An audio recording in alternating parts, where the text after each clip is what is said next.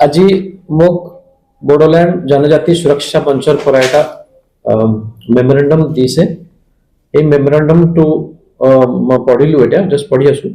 তাতে যেটো মেইনলি মই যেটো ভাবিছো লিখা আছে আপোনাৰ এনক্ৰোচমেন্ট যিবিলাক ৰিজাৰ্ভ ফৰেষ্ট এৰিয়াত আছে এইবিলাক কেনেকৈ সোনকালে এভিকশন কৰিব লাগিব আৰু যেটো ৰুনিখাটা ফৰেষ্ট অফিচাৰ কি ইনভেষ্টিগেশন সোনকালে কৰিব লাগিব, মানে একশন ল'ব লাগিব আৰু লিখিছে adequate security measures deployment কৰিব লাগিব আৰু কেনেকৈ জংগল বচাব বেসিক্যালি এটো কৰিব লাগিব। তো এটো ভাল ভাল পয়েন্টস বিলাক দিয়া হৈছে। এটো ডেফিনেটলি আমাৰ নলেজত তো ডেফিনেটলি আছে, আমাৰ এনে প্ৰগ্ৰামো বি আছে। এতিয়া অলপ কিছুমান চলি আছে প্ৰসেস, কাৰণ আমি অলপ ওয়েট কৰিছো। তাৰ পিছত এজ পাৰ ৰুল আমি সব বিলাক পয়েন্ট আমি চাম আৰু আমি কৰিম, একশন লোৱা যাব। আৰু এটো কাৰণে আমি প্ৰপাৰ ৰেভিনিউ আৰু ফৰেষ্ট পুলিচ এই দুজোটাৰ অ্যাসিস্ট্যান্স আমি লম। We will not do it alone. আমাৰ সবৰ অ্যাসিস্ট্যান্স লৈ আমি ধুনীয়াকৈ এটো কৰিম বুলি ভাবিছো। আৰু মই ভাবো এটো কাৰণে সব আমাক সাপোৰ্ট কৰে, কাৰণ এটো পজিটিভ বস্তু যে ফৰেষ্টৰ এনক্ৰোচমেন্ট আমি বন্ধ কৰিব বিচাৰিছো। নহলে আমাৰ ৰিজাৰ্ভ ফৰেষ্ট যেটো বহুত ডিস্টাৰ্বড আছে আপোনালোকে জানে, হেতু আৰু জানে এটলিস্ট কমসে কম ফাৰ্দাৰ আৰু যেনেকৈ আৰু ডিটেৰিয়েট নহয়, হেতু কাৰণে আমি চেষ্টা কৰিম। এটা ন্যাশনাল পার্ক বি বনি গল, চিকনাজলা ন্যাশনাল পার্ক বনি গল। গতিকে ইমান ধুনীয়াকৈ আমি এটা পজিটিভ স্টেপ লৈছো, তাৰ ভিতৰত যদি এনক্ৰোচমেন্ট হৈ যায় আৰু গছ গছনি কটা যায় বা ওয়াইল্ড লাইফ ডিস্টার্ব হয়, তাহলে তো আমার গোটেইখিনি পারপাসটো সার্ভ নহব।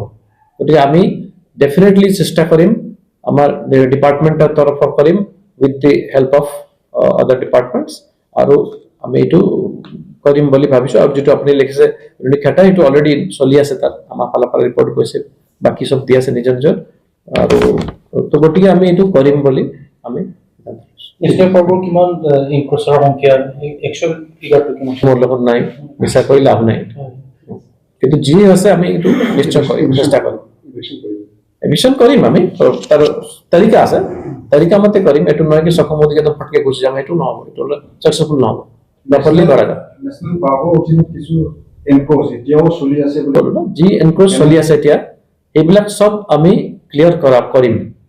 এনক্ৰোচৰ টাইম কৰিম, ডিপাৰ্টমেন্ট লাগিব, এটো লাগি যাব, এটো কৰাব। স্যাৰ বাউন্ডাৰি তো শুনিছ প্ৰথমবাৰ শুনিলো আপোনাৰ পৰা। বাউন্ডাৰি কিয় ঠিক হোৱা নাই? It is already notified. আপুনি পঢ়িব সব কিছু ক্লিয়াৰ আছে, কিন্তু কিয় কিছুমান মই পেপাৰ পঢ়িলো বাউন্ডাৰি নটিফাইড নাই, এই মানে কিবা ক্লিয়াৰ নাই। এটো কেনেকৈ মই বুজি পোৱা নাই। তাতে ক্লিয়াৰ কাট আপোনাৰ জিপে পিলাৰ বিলাকৰ জিপিএস কোঅৰ্ডিনেটস আছে, কেনেকৈ ক্লিয়াৰ নহয় এটো? তেওঁলোকে কৈছে ফেন্সিং প্ৰয়োজন আছে বুলি কৈছে। ফেন্সিং তো ইমান ডাঙৰ কথাটো, ফেন্সিং কোনো জায়গাত আপুনি দেখিছে নেকি? ওয়াইল্ড লাইফ অর স্যাংচুয়ারি বা national park of fencing? Fencing নহয়। Once it is digitize means হৈ গল ফেন্সিং। আপুনি খালি এটো ফেন্সিং দি দিলে সলভ হৈ যাব নেকি? এটো সম্ভৱ নহয়।